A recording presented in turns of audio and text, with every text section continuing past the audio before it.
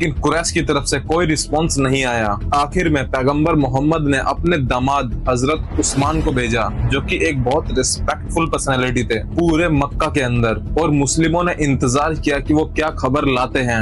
बहुत वक्त इंतजार करने के बाद मुस्लिमों को लगा कि शायद उन्होंने हजरत उस्मान को शहीद कर दिया, और मुस्लिमों के बीच में हालात बहुत ज्यादा बिगड़ने लगे। और उसके थोड़ी ही देर बाद हजरत उस्मान वापस आए तो सब मुस्लिमों को सुकून मिला। कुछ मक्का के लोगों ने हमला करने की कोशिश भी करी, लेकिन वो लोग पकड़े गए। और फिर उन्होंने बाद में कहा कि हम मुस्लिमों को कोई नुकसान नहीं पहुंचाएंगे। इसके बाद पैगंबर मोहम्मद ने उन्हें माफ कर दिया। इसके बाद कुरैश का ऑफिशियली मैसेंजर आया एक पीसफुल ट्रीटी के लिए। इसका नाम सोहेल इब्न अमर था।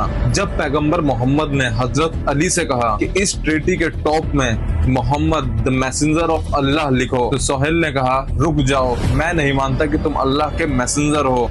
अगर मैं तुम्हें एक रसूल मानता तो तुमसे लड़ता ही क्यों?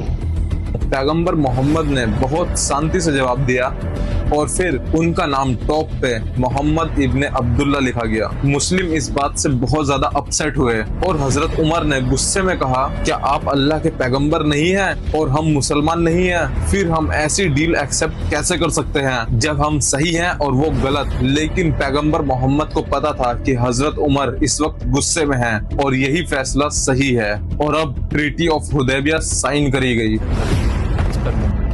ट्रीटी के अंदर था कि मक्का और मदीना आपस में 10 साल तक लड़ाई नहीं करेंगे, और ये भी था कि मुस्लिम अपने घर अभी वापस जाएंगे और अगले साल उम्रे के लिए आएंगे, वो भी सिर्फ 3 दिन के लिए। और इसके अलावा ट्रीटी में ये भी था कि जो मुस्लिम इस्लाम छोड़ना चाहे और मक्का वापस जाना चाहे वो जा सकता है, और जो कोई भी मक्का का नागरिक मुस्लिम बनना चाहे उसे पहले अपने गार्जियन की परमिशन लेनी होगी, और अगर किसी को परमिशन नहीं मिली तो मुस्लिम उन्हें मक्का वापस भेज देंगे। सोहेल जो इस ट्रीटी को साइन करवा रहा था और जो मुस्लिमों के खिलाफ था, उसका बेटा अबू जंदल पैगंबर मोहम्मद के साथ आना चाहता था, लेकिन इस ट्रीटी की वजह से उन्हें मक्का वापस जाना पड़ा। वो बहुत रोए, लेकिन पैगंबर मोहम्मद ने कहा, अबू जंदल सब्र करो, अल्लाह तुम्हारे लिए तुम जैसे दूसरों के लिए कोई रास्ता निकाल ही लेगा।